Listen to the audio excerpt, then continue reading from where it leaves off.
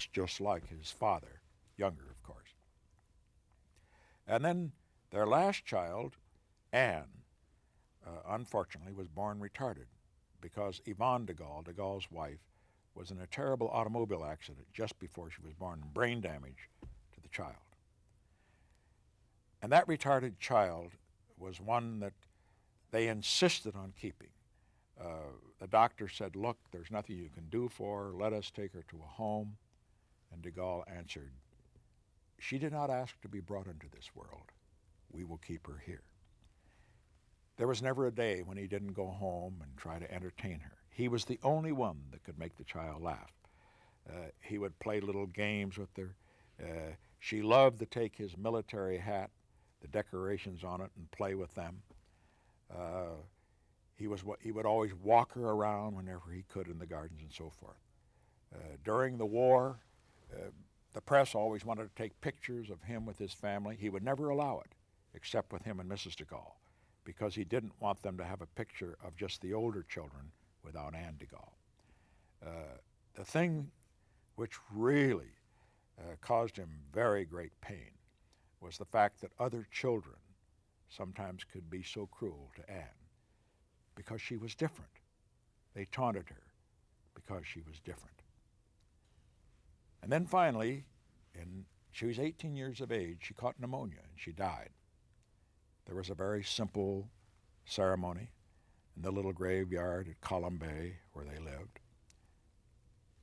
A few prayers, some tears, de Gaulle, Mrs. de Gaulle standing together silently at the grave. And finally he took her by the hand and said, come, Yvonne, now she's like the others. And from that time on, there was never a day till the end of his life that on a Sunday he did not go to the grave to lay fresh flowers. That was de Gaulle.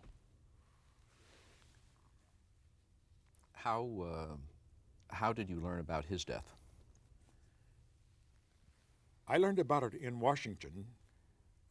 It was from Henry Kissinger. He usually brought the news of anything, development of that sort.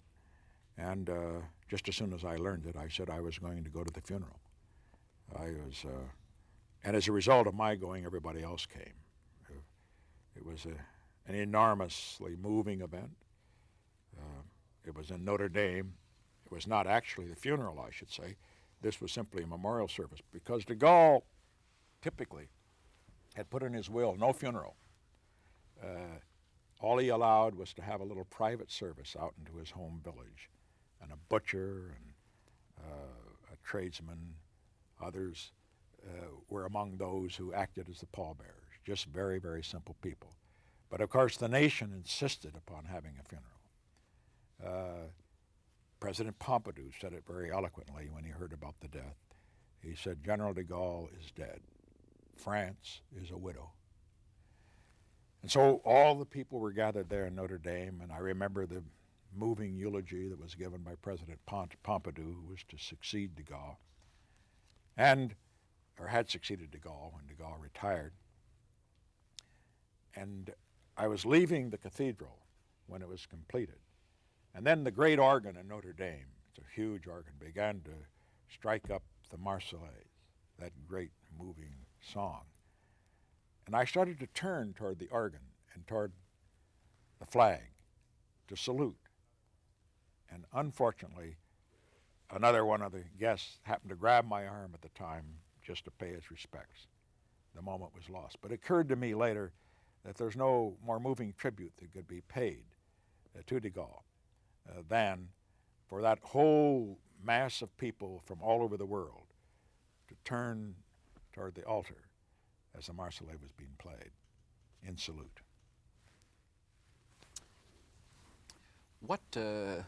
How do you think history will assess de Gaulle? What will his legacy turn out to be? How will he have made a difference for France, for Europe, for the world? Well, de Gaulle made a difference in several ways, substantive. First, without de Gaulle, France would never have recovered its spirit after the terrible defeat of World War II. Without de Gaulle, France would not have become a respected, powerful nation in the world today as it is. And without de Gaulle and also Adenauer, and the fact that the two came to power at the same time together, without de Gaulle and Adenauer, you would not have had, at the time we've had it, the French-German rapprochement, which ended centuries of bloody wars between two very great peoples. So all of these are achievements that will go down in history for de Gaulle. I am inclined to think, however, that he will be remembered more for what he was than for what he did. He was a man bigger than life. He once described himself, and this is not an arrogant statement, even though some would think it that. They asked what he was politically. He said, de Gaulle is not on the right, he is not on the left, he is not in the center, he is above. What he meant there, he was above politics. And under the circumstances, I think you look at de Gaulle generally, he was a massive personality on the post-war scene. An intellect of unquestioned superiority, a man of supreme eloquence, a man who understood symbolism and modern communication, a man that was bigger than France, bigger than his own country, one that everybody could recognize as a giant, even though they might have disagreed with him bitterly. His greatest contribution, other than what he was what he did, not in terms of any particular thing for France, in terms of its foreign policy, but the French Constitution. I remember, for example, that when I was vice president, I had the opportunity or the responsibility of going to the airport to meet visiting prime ministers. And it seemed about 1 month I'd be going to meet a new Italian prime minister, and the next month it'd be a new French prime minister. And that's still the case with Italy. They change prime ministers about 2 or 3 times a year. But in France, de Gaulle stopped that. He created a strong presidency and yet democracy underneath. And it's that stability that has made France what it is today. I had a talk with the socialist president of France, Mitterrand, just recently in Paris, and I told him of my evaluation of de Gaulle and the Constitution, and in a rather sardonic way he answered. He said, yes. He said, when we were out of power, we didn't like that provision of the Constitution, but now that we're in power, we like it much better. Stability is so essential. If the de Gaulle Constitution could be adopted in all the Latin countries of Latin America, it might be the answer to many of their problems. Stability, a strong presidency at the top, and yet democracy underneath, affected by elections as they go on from time to time. But don't have a change of government every time any particular head of government happens to have a policy that falls out of favor. Do you think that President Kennedy got away with things that you didn't get away with because the media liked him and didn't like you? Well, I don't want to say that I did the same things he did or that he did the same things I did. But there was a little bit of a double standard, and he incidentally was, could be very honest, I'm sure he would agree there was a double standard, privately at least. But I do know that I was rather amused when I have read recently when some of the disclosures come out of what happened during the Kennedy administration, that with all of this talk about racism and all that sort of thing and prejudice, that a little bit of that went on in their period too. Bobby Kennedy, for example, when there was a reporter for CBS was overly critical, he thought overcritically of President Kennedy. He called him a Stevenson Jew. Well, that just raised hell, and President Kennedy made him apologize, but not a word was written about it. And then President Kennedy, on one occasion, on a day in Boston, he was referring to that particular day, and he says, it was so hot that even the niggers went to the beach. Not a word was written, although it was said to a Time magazine reporter. Compare that to what happened to poor Earl Butz. He was driven from public life. Now let me say, I'm not complaining that they didn't say that. They didn't report it. I think when a president or his attorney general and so forth happens to say something that may reveal something when he says it off the top of his head, that the press shouldn't rush it into print. But let me say that in the case of the liberals, they will cover up, the press will, virtually anything they can. Now maybe today it's changed a bit when everybody is panting after each other to try to get into the news, to get their stories that go out. But in that case, I must say, there was a double standard. Do you remember how you heard about the death of Robert Kennedy? Oh, very vividly. I was listening to the returns from California in New York because I had campaigned in California. Campaigned only because I wanted to get a big vote in the primary, which we of course got because we didn't have any opposition to speak of. But be as it may, let's stop that on the California thing. Just question again. Do you remember how you heard about the death of Robert Kennedy? Yes, I remember it particularly because I was interested in the California campaign. He had campaigned out there. After losing in Oregon, where I had seen him briefly, because I had campaigned in Oregon and won heavily there, he had to win in California, and he had won. And I listened to it, and then I heard a report toward the late in the evening. It was after midnight because of the time difference, and I heard that he had been shot. But the first reports weren't all that discouraging. It indicated that he was under observation, as I recall, at the hospital. So I went to bed. The next morning, very early, Mrs. Nixon came in, and it's one of the few times I've seen her cry. And she said that poor boy died. Bobby Kennedy had died. And I thought, my God, not again. And here this nut had finished him off.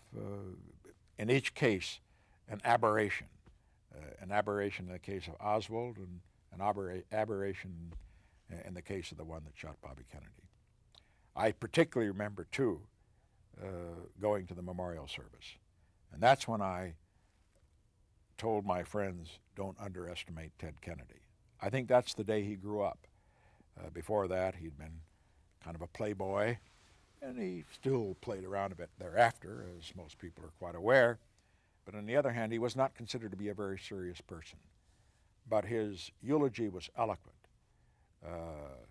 He was a man by that time.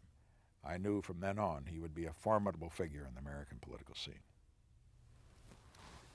From most accounts, Lyndon Johnson was a very bitter and embittered man by the time he left the White House, almost paranoid about the opponents who he felt had sabotaged him, the supporters who he felt had screwed him.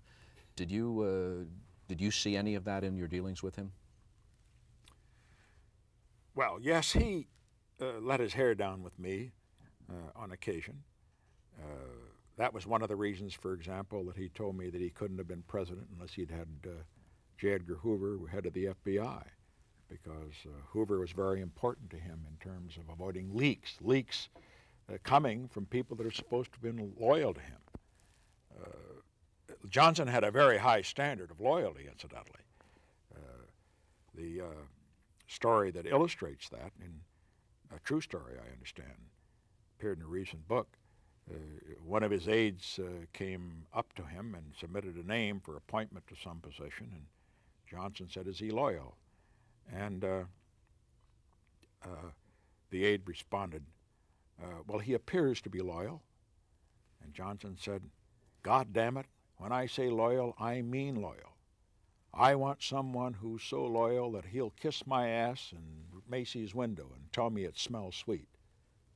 I want someone..." Let me start that.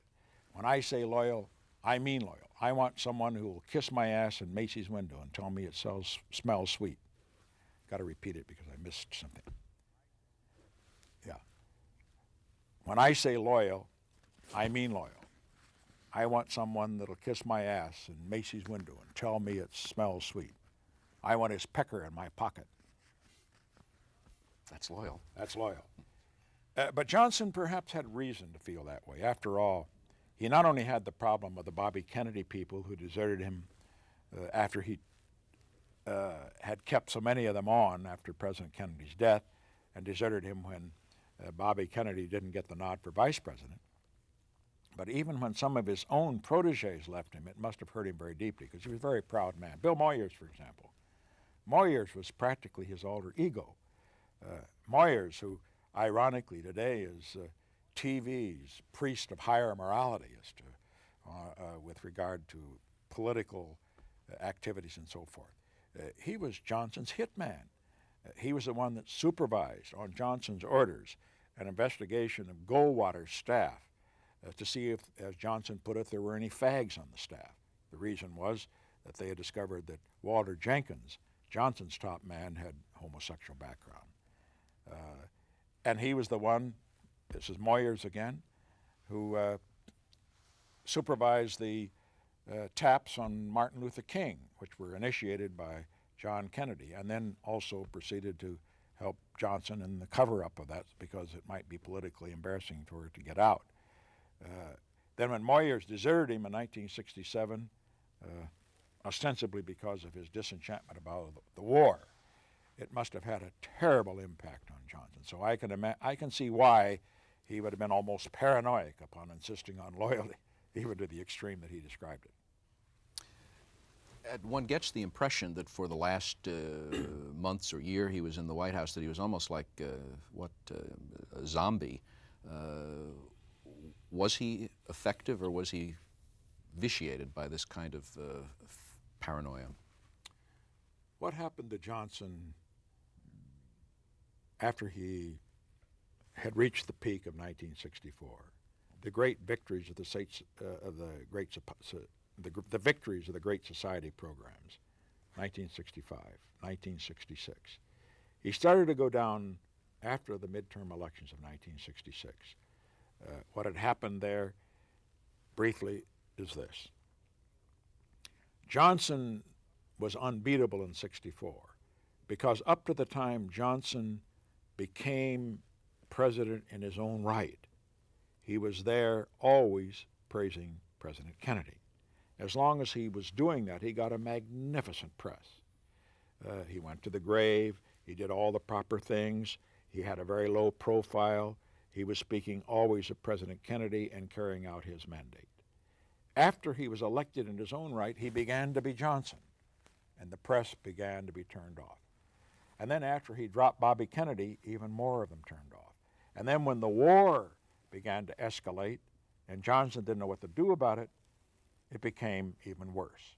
And those three events combined to reduce Johnson's popularity. And then he just started to flail around, and everything that he tried seemed to crumble in his hands. It wasn't before the end of 1967 that he really, I think, gave up. What caused him to give up finally was when McCarthy didn't win in New Hampshire. Many people think that Johnson was forced to resign because McCarthy beat him in New Hampshire. McCarthy didn't beat him in New Hampshire. Johnson beat McCarthy. But Johnson, the fact that McCarthy even got that many votes, because he had contempt for McCarthy and his dovish views, discouraged him, and he just decided to bug out, drop out, I should say. From that time on, I think Johnson was sort of a pathetic figure. He wasn't the Johnson I used to know. Oh, at times he'd have a burst, and then he'd back down and so forth. But it was always deterioration from there on. And after the election, it was downhill all the way. Lord Rosebery, in the 19th century, in describing Lord Randolph Churchill, Winston Churchill's father, who had terminal syphilis, once said that he died by inches in public. And so it was with Johnson. He began virtually to shrivel in public. Johnson himself described it in a rather poignant way. He said, you know, President Kennedy was lucky. He was assassinated, and it was over in a day. With me, it goes on day after day, this assassination, and it's much more torturous. And I recall one thing that brought this home to me was when we had the situation with regard to the Pentagon Papers in 1971. Now, these Pentagon Papers that were going to come out We tried to stop them from being published in the Times because we thought it would not serve the national interest. In fact, it was very harmful because it disclosed a lot of things that, in my view, were very detrimental to our bringing the war to a successful conclusion as soon as possible. But they weren't about our administration. The Pentagon Papers recounted what happened in the Johnson administration. And so we thought Johnson would join us in the lawsuit to keep the New York Times from publishing it. But Johnson said no, talking to Bryce Harlow. He said, there's nothing we can do. He says, all they're trying to do in the media is to re-execute me. That's the way Johnson felt. And I think perhaps the best indication of how disillusioned he was and how much he'd given up on his ability to control events, and particularly to do any good with the media, when the advice he gave to me toward the last about what I could do about the media attacks that were getting rougher and rougher on the war. He says, there's nothing you can do about it. All you can do is to really hunker down like a jackass in a hailstorm. Now, that's not Lyndon Johnson, not the Lyndon Johnson I know. The Lyndon Johnson that I know would be a jackass that would kick his opponents right in the balls. It's been written that it was his desire, his need to be liked or to be loved that drove him to the excesses that in turn drove people away from him and or created impossible demands for them that they couldn't possibly fulfill. Johnson was a very proud man. One of the reasons, for example, that I think he failed in his term of presidency was his refusal to get rid of many of the people he inherited from Kennedy. They weren't his people. They didn't agree with him. They didn't want him to succeed. If he succeeded, it would make Kennedy look bad in comparison. But he didn't do it for two reasons. One, because in the beginning he needed them. He needed the mantle of Kennedy in order to build himself up. But two, he was just confident enough to think he could win them. He thought he could win the press. He knew that Kennedy had a good press, and he felt quite correctly that certainly in domestic issues, he, Johnson, was keeping Kennedy's promises. Kennedy was unable to do anything on civil rights. Johnson did it. And so it was in all the other great domestic programs that he carried forward. And so he thought, well, by God, I can win the press. And he kept fighting and fighting. He thought he could get people to love him, to like him, like they apparently had loved and liked Jack Kennedy, because he thought he was quite a fellow. And he just couldn't do it. And one time, I think again, a rather sad story, he was talking to Dean Acheson, who was never anything but blunt, and he said to him, why is it that I can't get people to like me? And Acheson said, because you're not a very likable man, Mr. President. At the risk of being criticized for asking the Fox to assess the interior decoration of the hen house, how would you compare say the Truman scandals, the 5 percenters, the mink coats, the Johnson scandals, the Bobby Baker,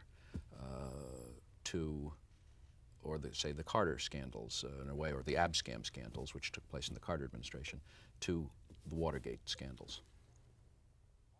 Well, I think there's a fundamental difference. The Watergate scandals and alleged abuses of power to serve political purposes. The Truman scandals, the 5 percenter scandals, the Johnson scandals, the Bobby Baker case, and the money that was made by Johnson and some of his colleagues, and the Carter ones to a certain extent, Burt Lange, et cetera, that involved the use of political power for financial gain. Now, that's a very substantial difference. Neither can be justified. But on the other hand, when you compare the two, you would have to say that as far as Watergate concerned, bad as it was, nobody gained anything financially except those that wrote books about it. It was for political purposes. As largely because of your tapes, you have become known as the man who sort of brought the 4-letter word to 1600 Pennsylvania Avenue. Given some of Johnson's tremendously colorful and vital but undeniably crude language and the language of the presidents you have known, does it gall you that you have been lumbered with this dubious distinction? No, nothing galls me. I mean, obviously the Johnson tapes will be expurgated. The Kennedy tapes will be expurgated, and they should be. Let me tell you why. Should yours be? Of course. Let me tell you why. We have to realize that, first, let me begin by saying every president I have known swore privately. Eisenhower did, all the rest. None of them that I have known swore publicly. Now people say, but that's hypocritical. And the point is, not at all. If I may be very direct, you don't go to the bathroom in the living room. Presidents, like anybody else, are human.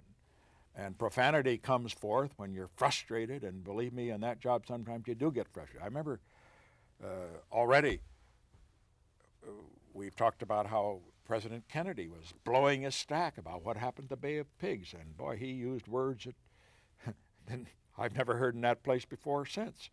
But I understood it. I would have been frustrated too, and I would have sworn about being missed. Eisenhower, I remember the time that he was so angry as we got the election returns in 1956 and found that although we had won in a landslide, we had failed to win the House and the Senate. And he says, those goddamn mossback Republicans, that's the problem. We've got to have a modern Republican Party. That's the way he would talk. Now look, why don't we have all of that out so that everybody can see? And the answer is that while presidents are human, people expect them to be more than human. People will have images of their presidents, of their leaders. They want to keep those images. I want to keep them. I want a president to be able to have a private life, even to be able to swear now and then, to let his hair down. But from the standpoint of people, it's very important that they see the best side of the man. President de Gaulle understood this as well as anybody. He recounted how shortly after the fall of France, and he was that symbolic man who was going to bring France back, and he went to one of the French African colonies, and he remembered how moved he was as a huge, huge crowd surrounded his motorcade, and they shouted, "De Gaulle, de Gaulle, de Gaulle." And he said, at that moment, I understood I was two people. I was this General de Gaulle, and I was Charles de Gaulle. And from that time on, I realized I must do nothing that would not be worthy in public of this General de Gaulle. So every time I did anything, I said, would General de Gaulle approve of this or that or the other thing? And so it is with the president. And so I say, as far as I'm concerned, what a president's private life is, it should be kept private. People don't like profanity. They don't like it in their families. They certainly don't want to see it in their presidents. A couple of months ago, you told me a story about, we were talking about Johnson, you told me about Johnson and a rattlesnake on his farm. Oh, yeah. Well, Johnson was a legendary figure. I mean, he was bigger than life. He had enormous appetites in every way, physical, etc. And in this particular instance, I remember that there was a story that appeared in the papers. We all remembered it. In fact, some of us used it, I think probably unfairly in the 1966 campaign. Some woman reporter was bitchy enough to write it. She'd given him a ride. He'd given her a ride, I should say, in his car around the ranch. He used to like to get in that car and drive around his ranch. Huge ranch, you know. And he drove very fast. He did everything. He walked fast, he talked fast, he drove fast. And he was driving this car and drinking beer at the same time. And she wrote that he was driving 80 miles an hour and drinking beer out of a can in the car. Well, it raised hell, of course. And Johnson raised hell with her, I'm sure. But be that as it may, he, in driving him around the ranch, he sometimes had the bad fortune to have the reporters go with him. Maybe it wasn't bad fortune. Maybe he didn't really care. At that point, he was pretty confident he was going to survive. And he had had 2 or 3 beers, apparently, out on the ranch. It was a hot day. And he stopped at the side of the road in order to relieve himself. And he went into some bushes there, and one of the reporters called out and say, "Mr. President, aren't you afraid a rattlesnake might bite it?" He turned to him and said, "Hell, man, it is part rattlesnake." He also, of course, was big in every other way. I'll never forget my surprise, actually, when I went into the Oval Office. I was never in the Oval Office while Johnson was president. I saw him in his bedroom for coffee one morning after a gridiron dinner in 1966. Never in the Oval Office. I was in the Oval Office only once after leaving as vice president and coming back as president. That was with President Kennedy after the Bay of Pigs. And I remembered so vividly President Kennedy there in the rocking chair, which of course I'd seen pictures of. So I go into the Oval Office after the election in 1968. Here's President Johnson. He's still got the rocking chair. It's twice as big as Kennedy's. Of course, he's a bigger man. I remember, too, the first time I was on Air Force One. I walked in there, and I looked at the compartment where the president's supposed to sit with his guests, and here was this huge elevated chair. It looked like a throne, and all the other chairs are sort of around it. And so I had it taken out, and I was able to put in 2 extra chairs as a result of removing the huge Johnson throne chair. Now, understand, I do not say this critically of him, but that's the way he was. He was a big man. He wanted bigger things. And another incident I remember so well when I went to Europe the first time. When we were in London, we were to stay at Claridge's Hotel. I'd stayed at Claridge's many times. It's one of the really great hotels of the world. And I'd had this same, what they call presidential suite or king suite or whatever each time. And as I go in there, here I see the Filipino stewards around taking the bed out and putting it. I says, "What the hell are you doing?" "Oh, we're removing the bed." "What? We brought your bed from the White House to put in here." I said, "I don't need that. Why don't I use this bed?" "Oh, we always did that for President Johnson." Of course, Johnson wanted a big bed. He wasn't going to be satisfied with the big beds at the Claridge's. Well, I stopped that practice at least. But that was Lyndon Johnson. What were your personal relations with him like? Personal relations were very good. I'm referring now to the period after I was president and after he had left. I kind of knew how to use a former president, having been a former vice president. He was very helpful to me, and I was, I think, very considerate of him. I went out to dedicate his library. I dedicated a grove to Mrs. Johnson in California.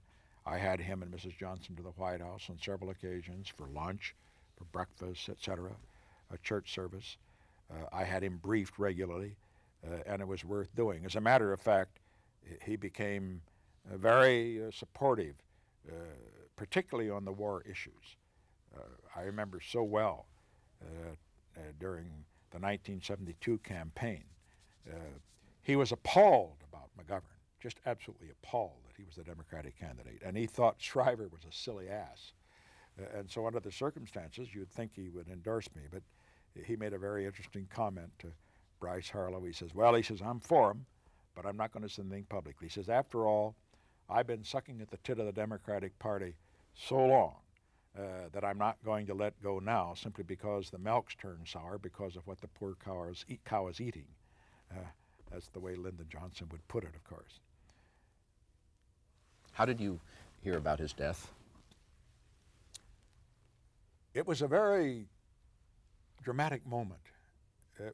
We were just holding and waiting to see whether or not the Vietnamese would sign the peace agreement, which we had negotiated. And we learned it on the night of the 22nd, that the agreement signing would take place on the 23rd, and then the formal signing on the 27th when Secretary Rogers was to go over to Paris. And Henry Kissinger brought me the news that President Johnson had just died. And what concerned me about that was that I knew that above everything else in his final days, he wanted to be sure that the war had been brought to an honorable conclusion, because he knew his place in history would be determined by that. And I wondered if he really knew, because we hadn't announced anything yet. And I asked Kissinger later, I said, "Did he know?" And Kissinger said, "I think he did." He Kissinger says, "I went down to see him on the 15th to brief him. And I told him on the 15th that that President Nixon had ordered that the bombing be halted. He said, Johnson smiled. He said, I know what that means. Nixon would never stop that bombing unless he had a deal. Now, there's another reason Johnson said it. I remember a conversation I had with him back in 1969 at breakfast, and he was berating Harriman. He said, that son of a bitch Harriman told me 12 times when I stopped the bombing that if we'd only stop it, he knew that the Russians would help and the Vietnamese would cooperate, and it didn't do any good. Every single bombing halt was a terrible mistake. So therefore, he got the message. He knew before he died that the long war that he had tried so desperately to bring to a conclusion, but had only succeeded in escalating, had been brought to a conclusion. And of course, he could have felt then that maybe his place in history would be restored. Looking back from the, say, the perspective of the turn of the century, how will the man in the street in the year 2000 assess John Kennedy's contribution to American, to world history? How will John Kennedy have made a difference? Well, I think the way really that question is often put to me, which is rather than what the man in the street's going to do, because who is the man in the street? That's one of hundreds of millions, and so forth. You usually hear this, what I think rather fatuous question, what is history going to say? How is he going to look in history, or and so forth? And here's something we have to understand about what is history. How does history judge John Kennedy? How is history going to judge Lyndon Johnson? How is it going to judge Richard Nixon? That is beside the point. You've got to find out what history is, and this impersonal history we talk about. I remember when, after I had resigned the presidency, I made the resignation speech. Henry Kissinger walked over to the residence with me. And as we were walking along, he was rather emotional, and he said, because of your foreign policy, I am confident that you will be rated as a great president in history. I said, Henry, that depends on who writes the history. Winston Churchill understood that. Winston Churchill said, history is going to treat me well because I intend to write it. And he did. When we talk about history, what we have to recognize that history is not a single impartial judge. The verdict of history is rendered by a jury of historians. And historians in the United States are overwhelmingly liberal, and to the extent they have party affiliations, are overwhelmingly Democratic.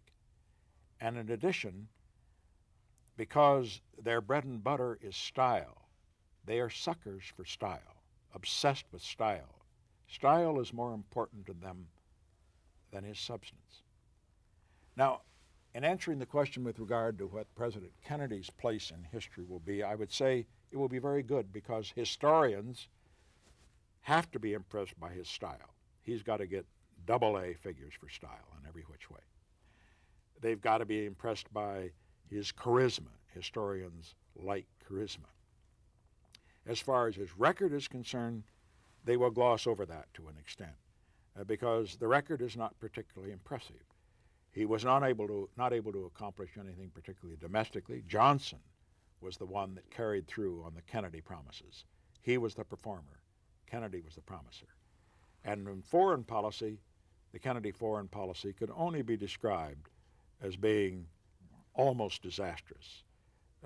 Kennedy's legacy is a Castro with a privileged sanctuary in Cuba and raising hell all over the world.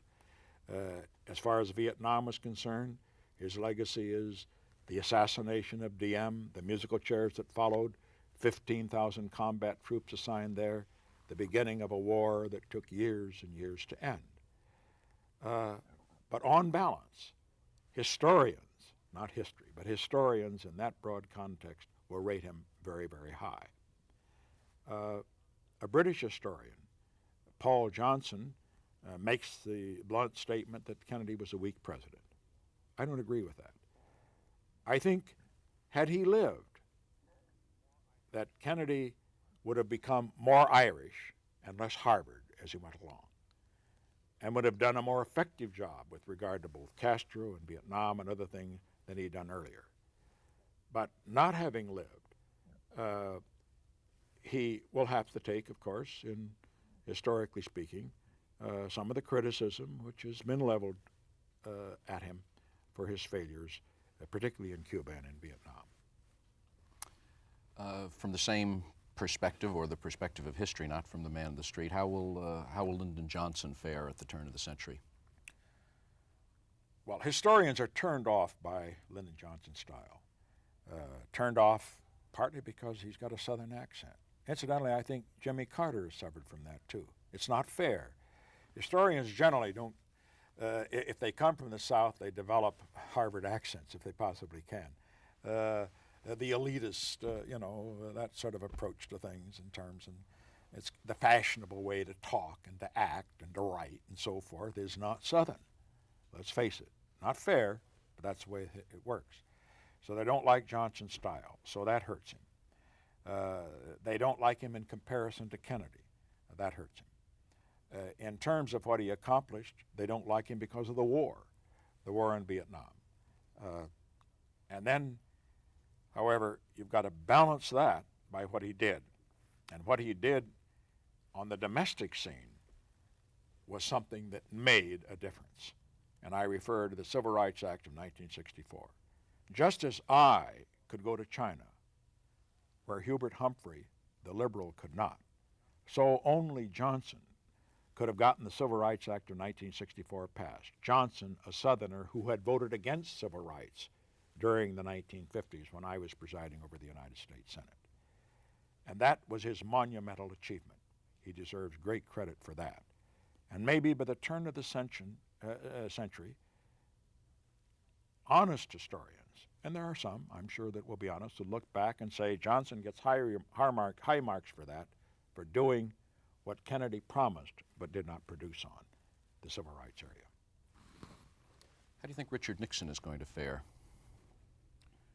Well, as far as historians are concerned, again, having in mind that most of them are liberal, most of them are democratic in terms of party persuasion, and most of them are obsessed by style, I'm going to strike out on all three scores.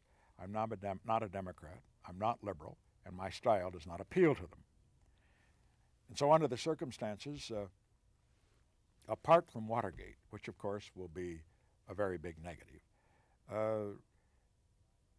the administration that I headed will not get the credit perhaps that it deserves for some great events that did make a difference. Henry Kissinger, at the time we went to China, and at the time we ended the war in Vietnam, he'd come into the office and emote about his friends from Harvard. He said, they can't bear the thought that you did it. They can't bear the thought that you did it. Well, I said, what difference does it make? It'll look all right historically. And that, of course, is irrelevant now. But nevertheless, when you look at the events, the actual accomplishments, they are not insignificant. The opening to China, that made a difference. It changed the world. The new relationship with the Soviet Union, the first arms control agreement, whether you like it or not, it made a difference. Ending the war in Vietnam, and during the balance of my presidency, not losing anything to the communists, that made a difference. Reestablishing relations with Egypt, saving Israel in 1973,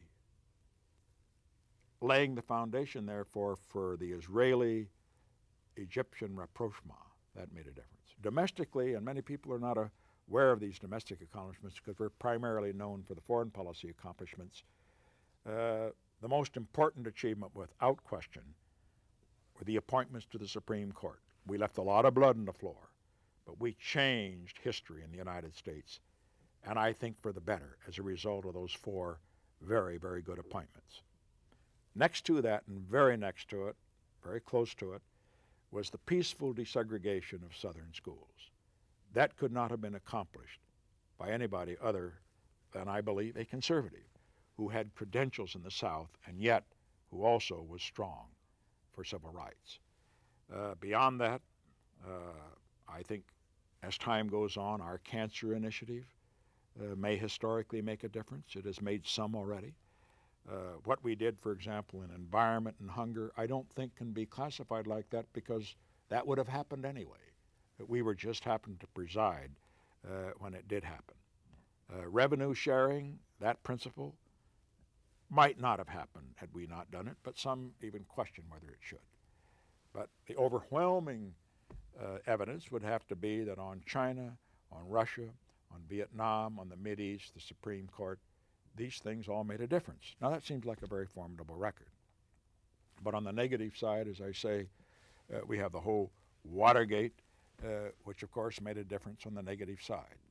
Now how's that all going to sort out as far as historians are concerned? Negatively. Negatively because most historians are negative toward the individual, toward me, just as they are toward Lyndon Johnson. He isn't going to get a good shake historically from historians, and neither will I. In 1968, in Miami, when you announced that your choice for vice president was Spiro Agnew, there was a resounding chorus, "Spiro who?" Looking back now, was that the right choice? Well, you know, I would be expected to say that it was, and I do say that it was. First of all, I had to have somebody who was a bridge between North and South. I did not want a Southerner because I didn't have a qualified Southerner. If I'd have had a qualified one, I'd put him on there because it was time for the South to be on that ticket, on a Republican ticket.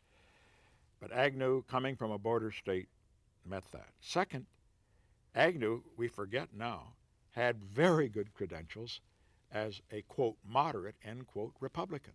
He had defeated a racist Democrat. He was highly praised in the New York Times editorially for having done so after he was elected governor in Maryland. And so, and in terms of Agnew himself, he was an able man. He was intelligent. He was a well-trained lawyer. He was a fighter for what he believed and served well as vice president. Now let's look at the negatives there, and let's put it in the context since we're speaking historically here. Agnew, unfortunately, had been governor of Maryland. Maryland, realistically, for as long as anybody can remember, had been a state in which contractors doing business to the state were asked to and gladly complied with provisions to kick back part of the amounts they got for their contracts into funds to be used by the governor for his political purposes. And to an extent, since the governor wasn't paid that much, even to take care of some of his personal expenses. Now that wasn't limited even, however, to Maryland. That's happened to many other states. Adlai Stevenson, according to John Barlow Martin, his biographer, had a fund of $60,000 which was taken from contractors doing business with the state of Illinois, which was used to pay for some of his charitable contributions, used to pay for parties that he gave for his staff, a dance that he gave for some of his children, and so forth and so on. It was considered perfectly proper in his case. Agnew did it. Now, there was nothing to indicate that Agnew ever did anything as vice president for which he took money. But because some of the money that was supposed to be contributed by the contractors was delivered to him after he became vice president, so he was forced to resign. Was it a double standard? Yes. Why was it worse in that Agnew's case? Because he had the temerity to take on the press. There was no one, even more than I. Agnew was a target.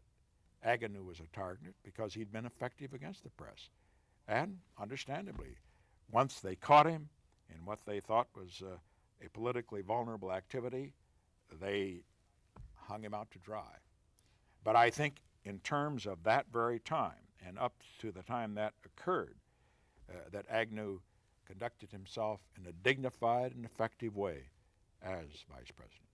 If it's common knowledge that this is the way, that this is politics as usual in Maryland and other states in that region or of that kind, couldn't you have or shouldn't you have or did you anticipate that he had this problem or might have this problem? Well, I didn't anticipate it because I did not dream that he would have continued to accept the contributions after he became vice president. See, that's what made it. That's what gave it the problem. Receiving the contribution while he was vice president.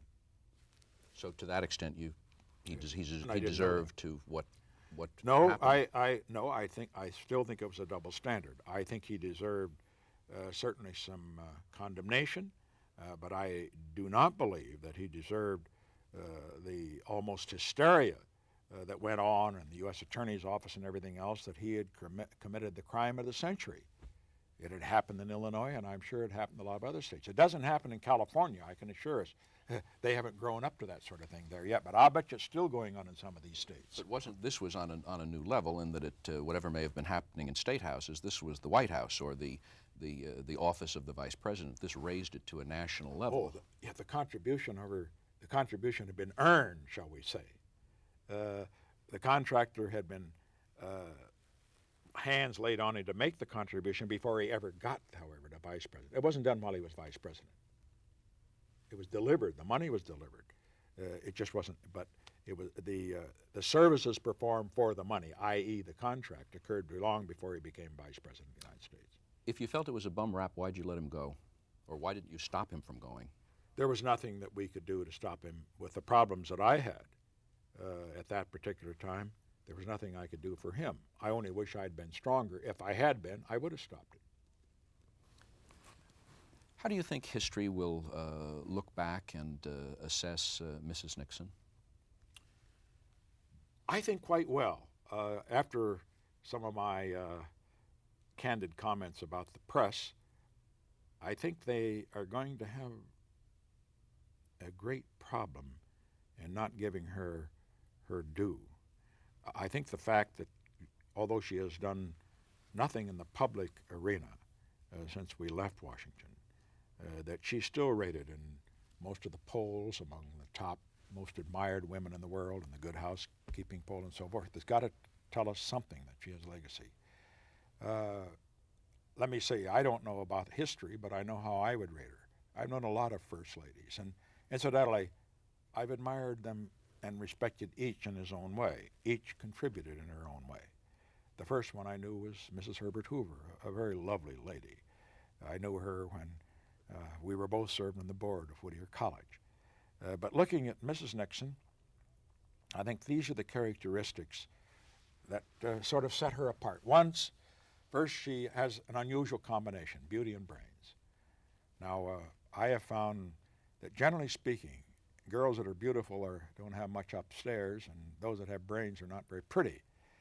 I know there's a great argument in television today about whether or not the television networks are hiring women simply because they're good looking, and of course they are. Take, for example, Jean Kirkpatrick at the United Nations, probably the most intelligent woman, or one of the most intelligent in the U.S., and very articulate.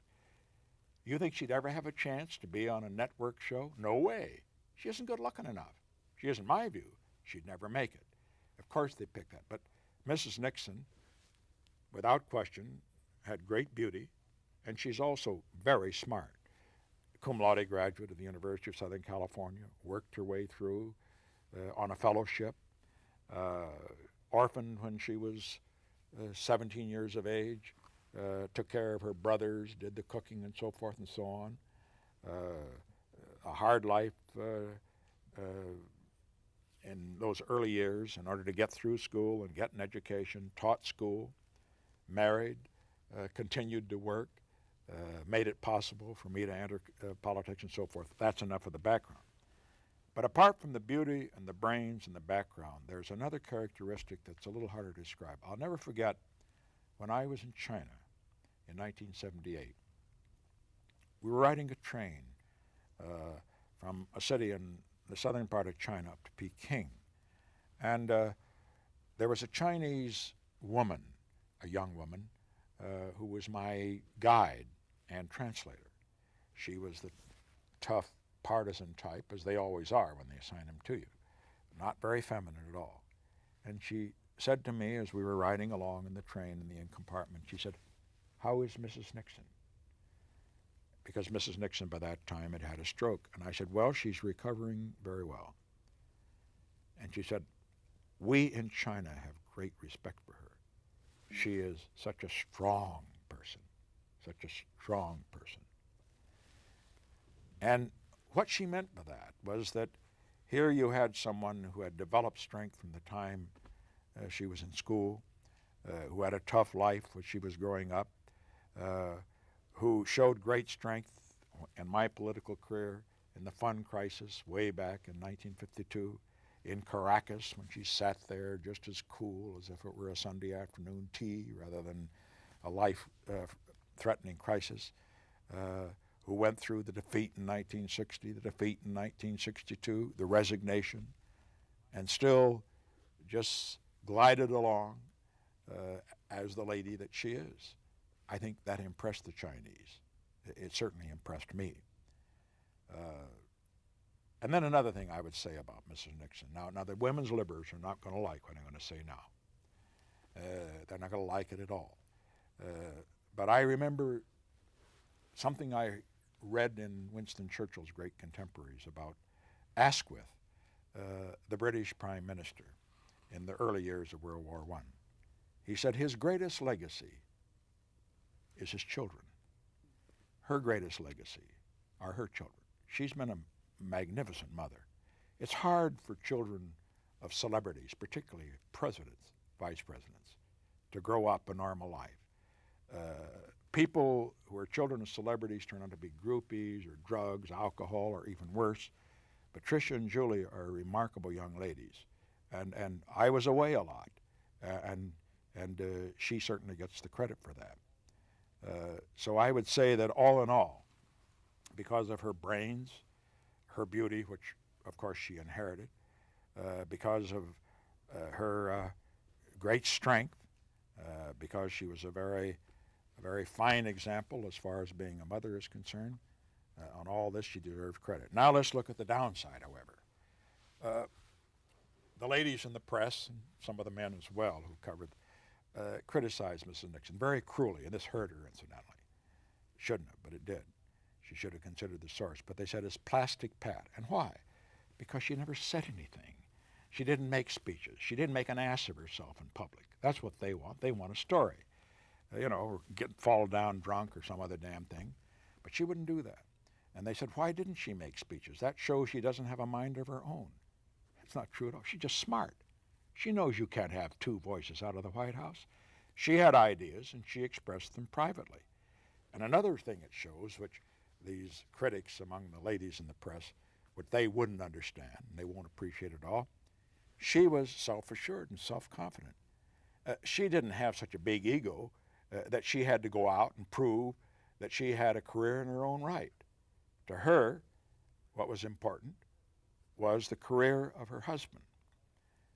She served as First Lady with all of these thoughts in mind, and she set an example that was splendid. Her travels abroad, all of these, her performances in the White House, and I would say finally as a campaigner, one thing that brought that home to me. Back in 1952, I was speaking, I remember out in Kansas, and Harry Darby, who served for a short time in the Senate, was introducing Mrs. Nixon, Pat as he called her, to a big, huge rally there. And he said, our candidate for vice president, Senator Nixon, he's controversial, but everybody loves Pat. And I thought that was a high compliment to a great campaigner. You had mentioned a couple of days ago an interesting insight that de Gaulle had into the difference between Kennedy and Johnson. De Gaulle put it... Or can you do it as a sentence? Yeah. De Gaulle, in referring to Kennedy and Johnson, de Gaulle made, I thought, a very profound comment. He said, Kennedy was a mask on the face of America. Johnson was America. I must say, incidentally, on Johnson, another recollection I have of him that always brings a smile to my face was the time we had breakfast in 1969. He was bitching to me about an article in Look magazine about his brother. He says, my brother's sort of a black sheep. He says, every family's got one. He said, I know, for example, he said that I had this contractor friend down in Texas, and he said he had a no-good brother, he says, who just couldn't hold a job. And his mother came to him and begged him to hire that dumb brother and give him a job. He said, oh, well, he finally relented, and he did. You know what he did?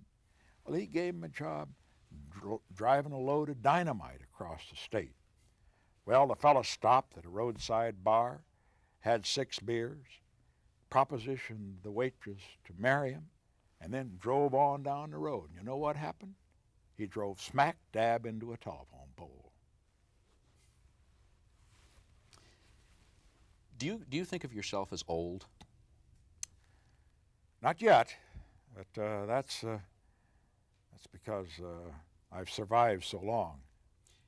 De Gaulle said that old age is a shipwreck.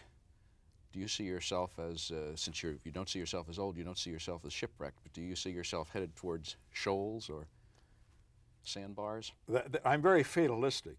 I think when I leave the scene, it will be suddenly. Let me say, I don't want to go and don't intend to go gradually. De Gaulle, as early as 20 or more years, as early as 1950, had laid out an elaborate, although very simple, but an elaborate plan for his funeral, where he wanted to be buried, who he wanted to be there, what he wanted his epitaph to be. Have you done that? No, I have. I've been giving the protocol office, I guess they call it, the White House, I've given them fits because they've been out after me time and again to approve some darn plan, and I'm not going to do it. I just don't like to look forward that far. In 1968, as you've said, when you were considering whether or not to run for president, Tricia said that the reason you should run was that if you didn't, you wouldn't have anything to live for, and you've said that that was true at the time. What do you have to live for now? Well, what a former president can contribute is, I would say, marginal. I mean, we get a lot of guff to the effect that, well, everybody's hanging on every word that a former president says, and former presidents are great national assets, and that's all a bunch of nonsense. It's not really true. A former president can contribute, not because he's a former president, but if he knows something a little bit more than somebody else. Having been president, it may give you temporarily a forum, but once they find out there's nothing up here, or that you got nothing to say, they quit paying attention to you. So I would say that as long as I can keep current with events and have something to say that could make a difference, I may influence the course of events. Once I decide that I no longer have the energy or maybe the understanding to comment on current events in a way that could influence the course of events, influence decisions made by the President, Secretary of State, and whatever. Once that occurs, then I will quietly recede from the political scene. But as far as the future is concerned, I have, again, a rather philosophical and almost fatalistic view about it. Walter Annenberg, our former ambassador to England, once told me shortly after I resigned the presidency, and I was down a bit, understandably, and he was trying to buck me up. And he said, remember, life is 99 rounds, 99 rounds, and whoever's standing at the end is going to win. Well, I'm still standing at 70, and I expect to stand again, I trust, for a few more years, maybe 99 rounds. Looking back on the last 70 years, do you count the last 36 or 7 hours we've spent here together in the studio as one of the highest of the high points? Well, let me say we've discussed the high points, but whether I'd put this at a high point, I'm not sure. I wonder if we missed something on Johnson there. Let's see. Well, that's enough. We're through. Do you, if anything you want to... What was it on Johnson? Let's see. What other... Let's see. I know. You covered all the Johnson points you I think want. we had, yeah. Good. That's enough. We got our pictures. I think we trotted through that in good shape. Yes. A lot of ground. Stay right there for 1 second. I need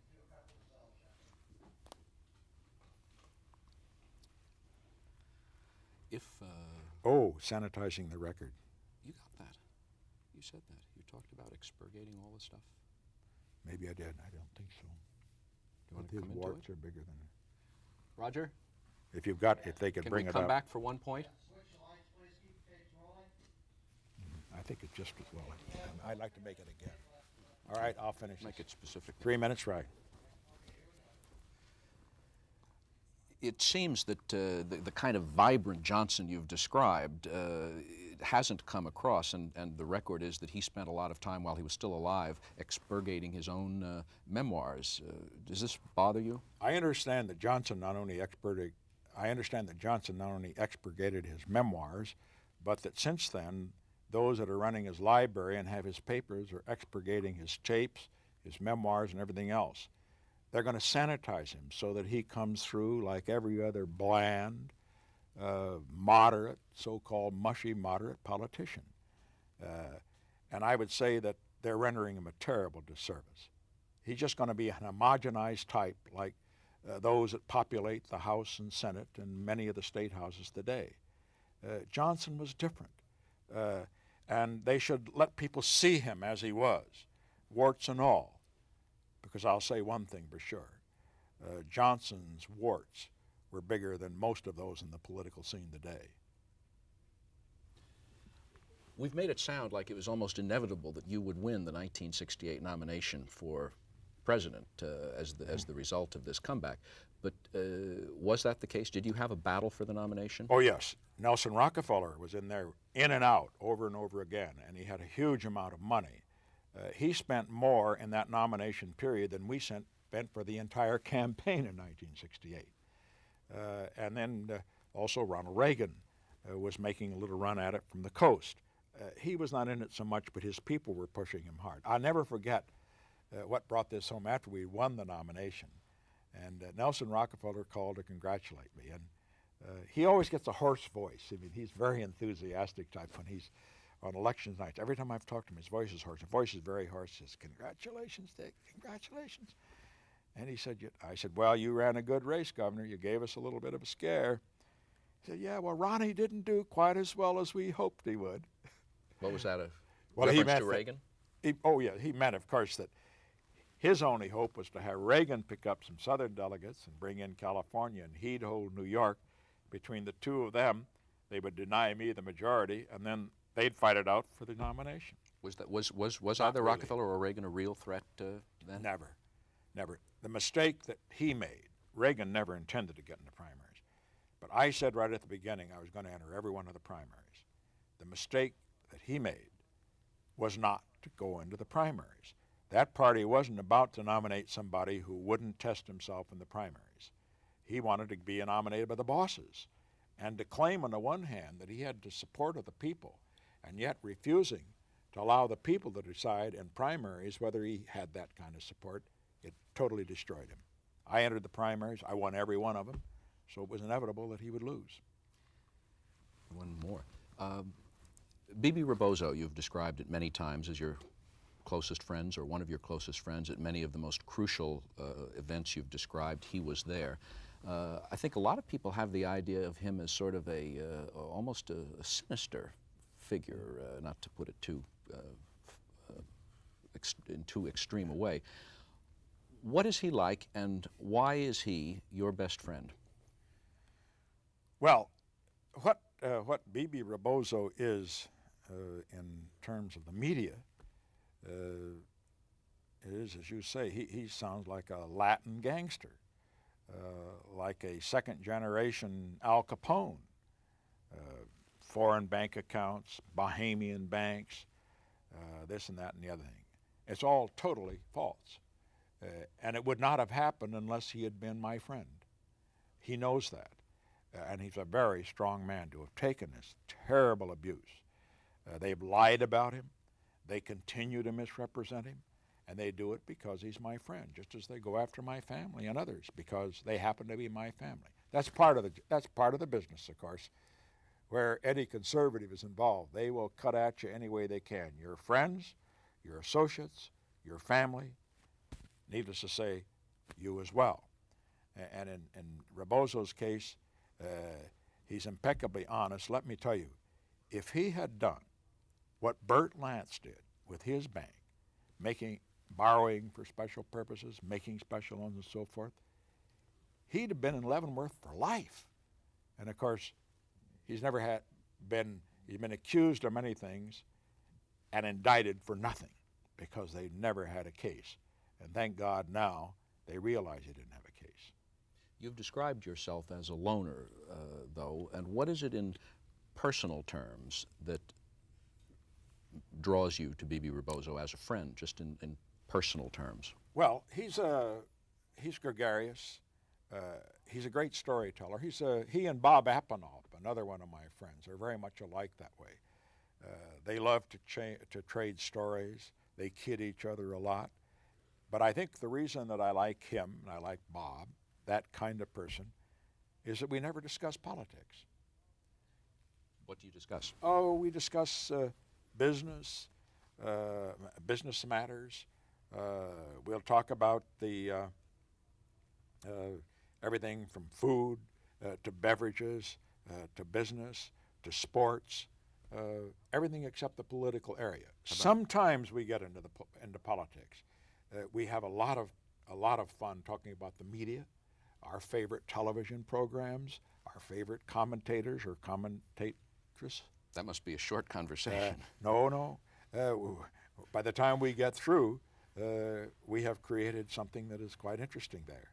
No, we talk about a few things like that. But the point is, about women? all of us, not very often. That isn't the primary interest.